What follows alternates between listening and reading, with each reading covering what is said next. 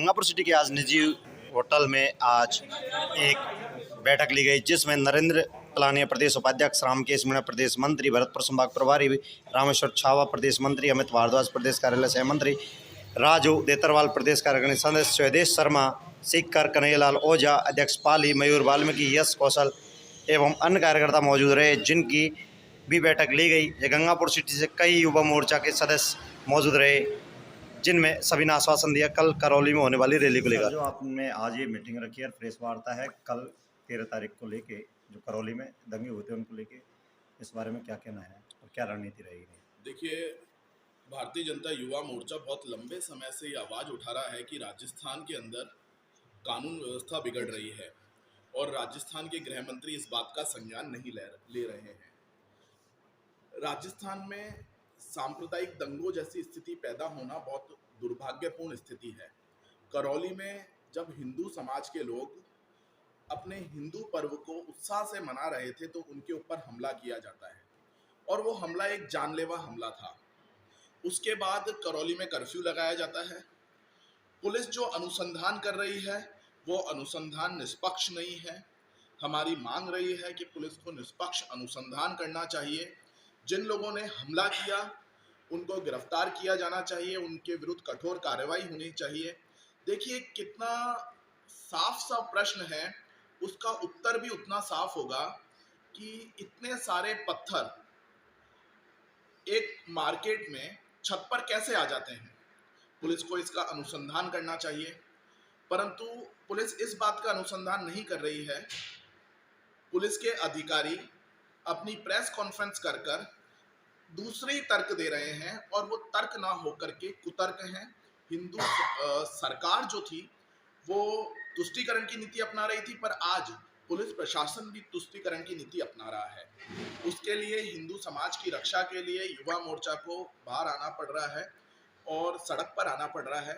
करौली में जो पीड़ित हैं, दंगे के पीड़ित हैं, उनकी रक्षा के लिए उनके लिए न्याय मांगने के लिए युवा मोर्चा के कार्यकर्ता सड़कों पर आ रहे हैं और हमारा सौभाग्य है कि इस बात का संज्ञान हमारे युवा मोर्चा के राष्ट्रीय अध्यक्ष आदरणीय तेजस्वी सूर्या जी ने लिया और वो इस न्याय यात्रा का नेतृत्व करने के लिए राजस्थान पधार रहे हैं।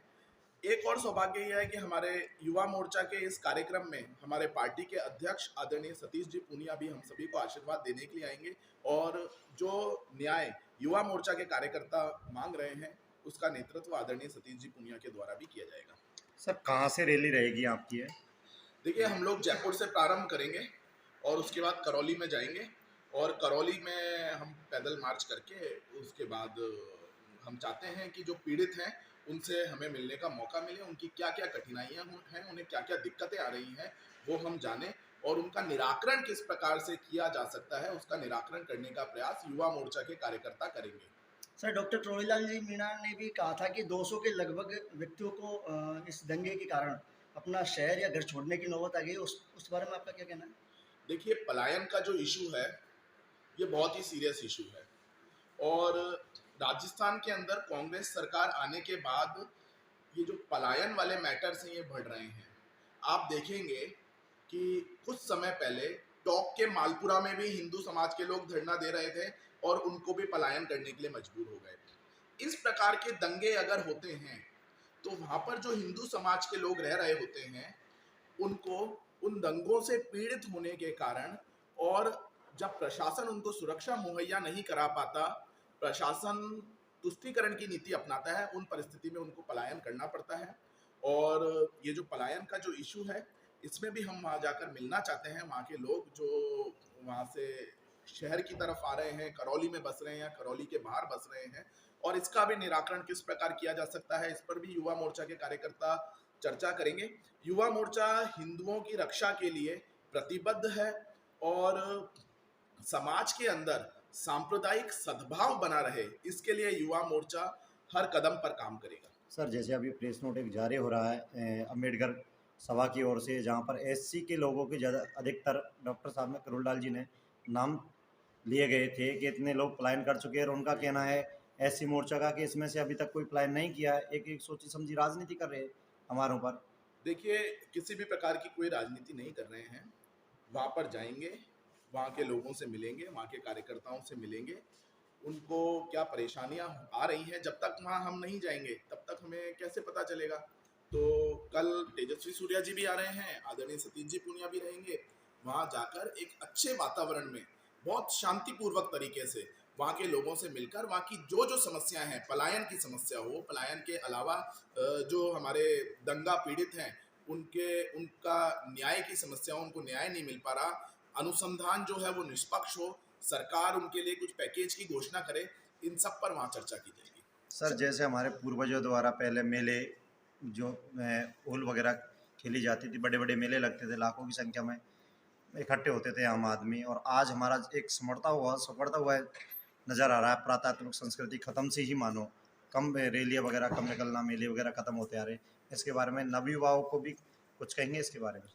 देखिए, इसमें साफ बात है कि उस संस्कृति को खत्म करने में किसका हाथ है? सरकार का हाथ है। क्या ऐसी परिस्थितियां थी कि पूरे राजस्थान के अलग अलग जिलों के अंदर 144 लगा दी जाती? क्या हमारा प्रशासन इतना कमजोर हो गया है? अगर सुरक्षा व्यवस्था की आवश्यकता थी तो सुरक्षा व्यवस्था की जानी चाहिए थी, अधिक पुलिस वालों को वहां पर लाया जा सकता था, परंतु 144 लगा देना और वहां पर कंडीशन इम्पोज कर देना कि इन इन परिस्थितियों में ही रैली निकल सकती है, यह मेरे को लगता है बहुत दुर्भाग्यपूर्ण है। हमारी संस्कृति का विरोध हो रहा है, हमारे धर्म का विरोध हो रहा है। और इस संस्कृति और धर्म का विरोध कौन कर रहा है? संस्कृति और धर्म का विरोध सरकार के द्वारा हो रहा है। अगर इस तरीके से विरोध चलता रहा तो युवा मोर्चा के कार्यकर्ता पूरे राजस्थान के अंदर बड़ा प्रदर्शन करेंगे। सर जैसे आपने संस्कृति और इसका बताया कि गवर्नमेंट करती है, तो गवर्नमेंट के जो चुने गए यहाँ से नुमाइंदे हैं, निचले स्तर से भेजे जाते हैं, तो कहीं ना कहीं एक तुष्टिकरण की राजनीति भी होती है और आम जनता के हितों के साथ भी खिलवाड़ होता है। कई बार जो राजनीतिक पार्टियां हैं, कुछ नेताओं के आए थे, वीडियो कॉल्स भी होते हैं, आमने सामने एक साथ में बैठ के पार्टी भी होती है, तो आम जनता का अहत है, और वो तो अपनी राजनीति सीखने के लिए एक दूसरे जनता को बढ़ा देते। इस बारे में क्या कहना है आपका? देखिए, कोई किसी को नहीं बिठाता।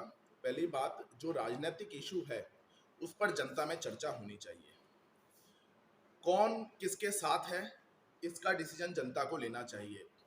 मैं कहता हूं कि जब हिंदू धर्म के त्योहार आ रहे हैं, उस समय सरकार 144 लगा रही है या कोई कंडीशन इम्पोज कर रही है, उस समय कोई कांग्रेसी नेता आके ये क्यों नहीं कहता कि ये सरकार गलत कर रही है? सर, सत्ता पक्ष के बड़े नेताओं की तरफ से तो ये भी कहा गया है कि आप जैसे बीजेपी विपक्ष है जो राजनीति कर रहा है इस मुद्दे को लेकर के, करौली में जो दंगा हुआ है उसको लेकर के राजनीति कर रहा है, चुनाव मूड में है। इस पर आपका क्या कहना है? देखिए, चुनाव में अभी बहुत समय है और हिंदुओं की रक्षा का जो इशू है वो चुनाव से बहुत बड़ा इशू है। हम भारतीय जनता पार्टी जो है केवल चुनाव के कारण अस्तित्व में आई हुई एक ऐसी राजनीतिक पार्टी नहीं है। भारतीय जनता पार्टी 24 घंटे काम करती है, सेवा के काम करती है, समाज का काम करती है।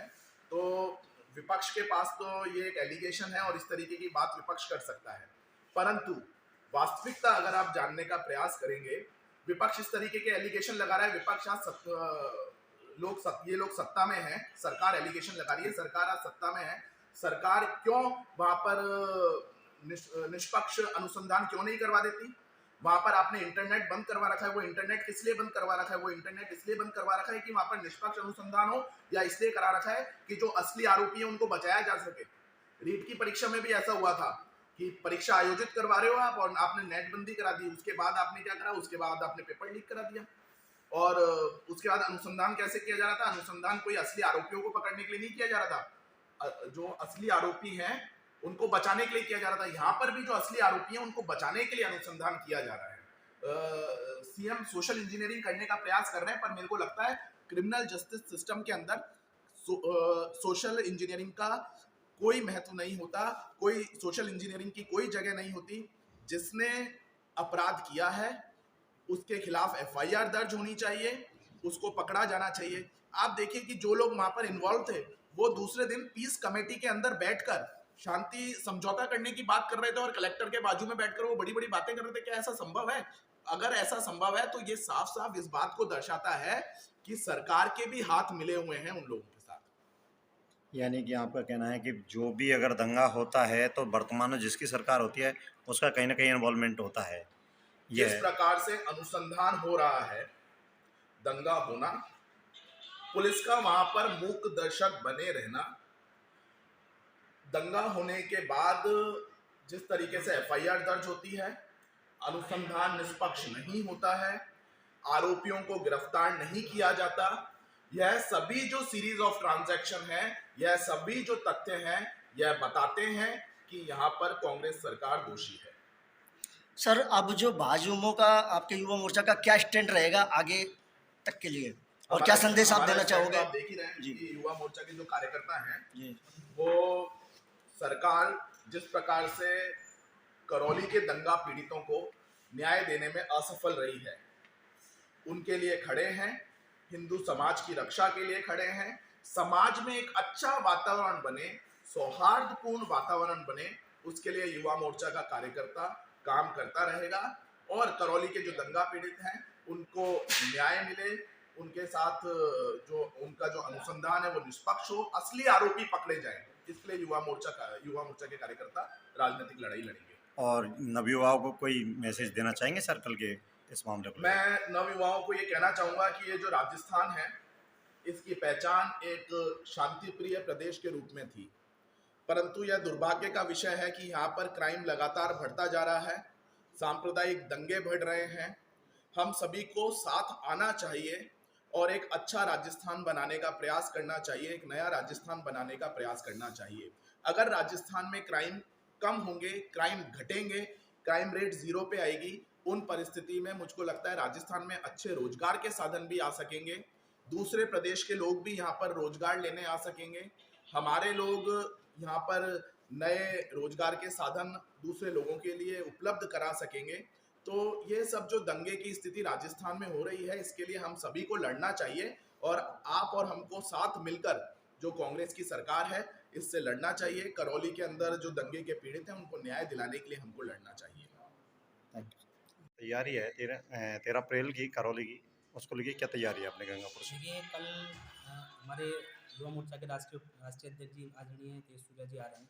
उस संबंध में तैयारियों को लेकर आज हमारे प्रदेश अध्यक्ष आदरणीय हिमांशु जी भाई साहब आए हैं, तो उसको लेकर कल जो न्याय यात्रा निकाली जाएगी उसमें अधिक से अधिक संख्या में यहाँ से जो कार्यकर्ता हैं युवा मोर्चा के वो करौली के लिए कूच करेंगे।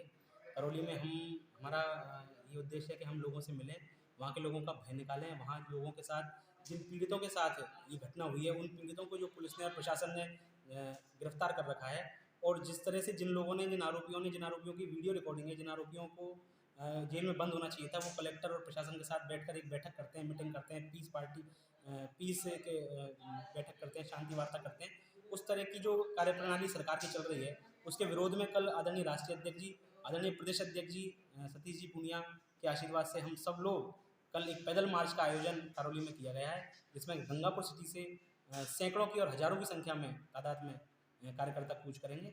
और इसके लिए हमारी जैसे कल का कहाँ से रहेगा अपना पैदल मार्च? कल का पैदल मार्च हमारा गुडला से रहेगा, और गुडला से हमारा पैदल मार्च कल करौली के अंदर रहेगा, करौली के, यानी और हम करौली के पीड़ितों से मिलेंगे।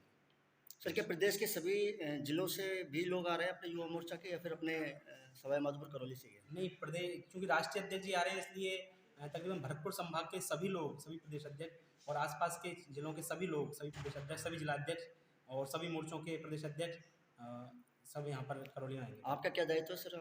मेरे पास अभी कोई दायित्व नहीं है, पूर्व जिला उपाध्यक्ष युवा मोर्चा रहा हूँ मैं यहाँ से, और चूँकि अभी इस कार्यक्रम की जिम्मेदारी मेरे ऊपर ही है यहाँ पर। आपका शुभ नाम बताना चाहेंगे सर? मेरा नाम नागेश राज लोढ़ी है और मैं यहाँ से पार्षद प्रतिनिधि भी हूँ, और यहाँ पर इस कार्यक्रम की जिम्मेदारी मेरे ऊपर है। Thank you.